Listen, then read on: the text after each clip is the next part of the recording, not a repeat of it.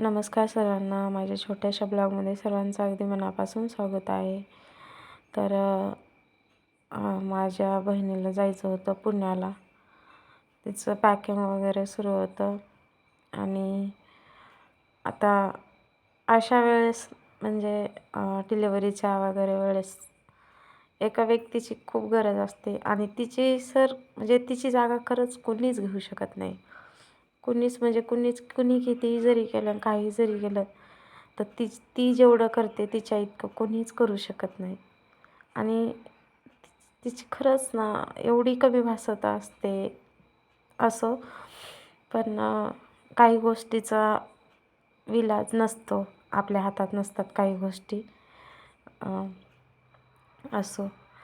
आणि आम्ही इकडे आलो होतो म्हणजे रोडला इथं ट्रॅव्हल्स येणार होते आणि त्याच्या ट्रॅव्हल्समध्येच आम्ही विशाला बसवून देणार होतो.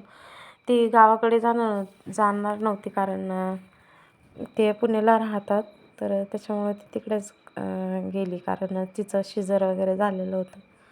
काम वगैरे जास्त जमत नाही आणि तिकडे कसं तिचं म्हणजे होऊन जाईल म्हणून त्या हिशोबाने ती तिकडे गेलेली. तर जाताना खूप वाईट वाटत होतं की खूप म्हणजे एका गोष्टीचं वाईट नाही तर खूप काही गोष्टी होत्या की त्या गोष्टीचं वाईट वाटत होतं.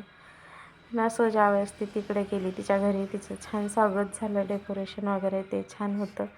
त्यामुळं मला पण जरा बरं वाटलं की चला असू द्या काही असो. काही गोष्टी पुढच्या गोष्टी बघून मागच्या काही गोष्टी माणूस दुःखाच्या विसरून जातं.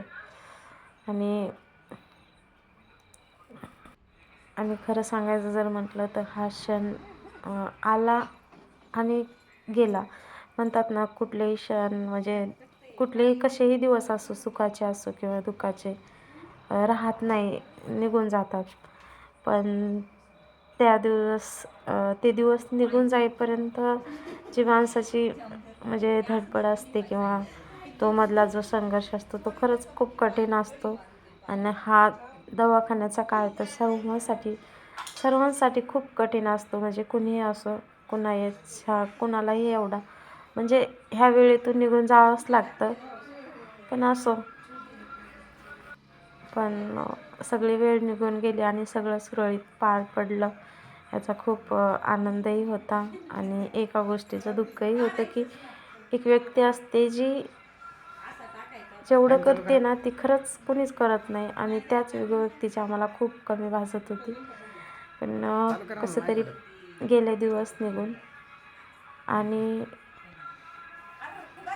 डेकोरेशन तर खूप छान केलेलं होतं, स्पीड कमी काय केली तुम्ही? मस्त. आणि ती पण पोहोचली पण ट्रॅव्हल्समध्ये आराम होता, परंतु तिथून पुढे रिक्षा वगैरे काही करून गेले कारण ते लांब राहतात त्याच्यामुळं पुढे पण लांब आहे त्यांचे रूम ट्रॅव्हल्सने उतरल्याच्या नंतरसुद्धा.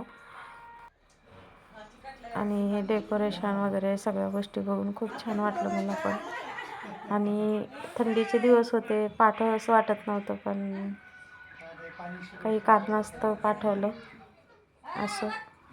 आणि मला या गोष्टीचं म्हणजे खूप वाईट वाटत होतं की शिजर झालं आहे आणि काय बोलावं आता. बोलण्यासारख्या खूप काही गोष्टी आहेत पण काही गोष्टी आपण बोलू शकत नाही. असू द्या. पण चला भेटूया पुढच्या व्हिडिओमध्ये. Bye bye.